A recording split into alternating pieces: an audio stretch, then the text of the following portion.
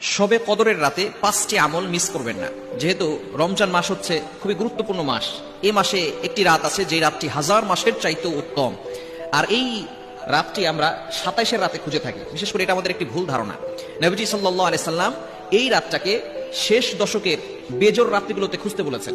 বিশেষ করে 21-এর রাত, 23-এর রাত, 25-এর রাত, 27-এর রাত, 29-এর রাত, এই রাতগুলোতে অবশ্যই আমাদেরকে প্রত্যেকটা রাতে ইবাদত করতে হবে। এই শবে কদর, যেটাকে কোরআনের ভাষায় বলা হয় লাইলাতুল কদর, এটা লাইলাতুল কদরি খায়রুম মিন আলফি শাহর। আল্লাহ পাক রব্বুল আলামিন এই ব্যাপারে একটা সূরাও নাযিল করে দিয়েছেন। এই রাত যদি আমরা পেয়ে যাই তাহলে আমাদের জীবনের গুনাহ খাতাগুলো আল্লাহ তাআলা ক্ষমা করে দিবে। শুধু তাই নয়, আল্লাহ পাক রব্বুল আলামিন 1000 মাসের চাইতেও ইবাদত করলে যে সওয়াব হয় তার থেকে বেশি সওয়াব আল্লাহ তাআলা তার আমলনামায় দিয়ে দিবেন। এজন্য আমরা শেষ দশকের বেজরের রাতগুলো অবশ্যই আমরা আমল করার চেষ্টা করব। শুধু 27 নিয়ে পড়ে থাকবো না। 21-এর রাত, 23-এর রাত, 25-এর রাত, 27-এর রাত, 29-এর রাত অবশ্যই আমরা আমল করার চেষ্টা করব। 5টি আমল আমরা অবশ্যই করব, কেউ মিস করবো না। নাম্বার 1, 1 নাম্বার হচ্ছে এ রাতে হচ্ছে কিয়ামুল লাইল করা, অর্থাৎ রাতের নামাজ পড়া। আপনি এখানে নির্ধারিত কোনো নামাজ নাই। অনেকে বলে সূরাতুল কদর দিয়ে প্রথম রাকাতে সূরা কদর, দ্বিতীয় রাকাতে সূরা ইখলাস।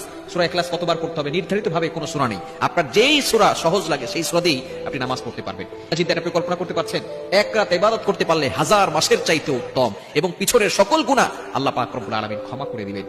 এজন্য অবশ্যই আমরা রাতের বেলা কিয়ামুল লাইল অর্থাৎ রাতের নামাজ পড়ব। কিভাবে পড়ব? 2 রাকাত করে নামাজ পড়বেন। তবে নামাজটা একটু লম্বা করে পড়া দরকার। নবী সাল্লাল্লাহু আলাইহি ওয়াসাল্লাম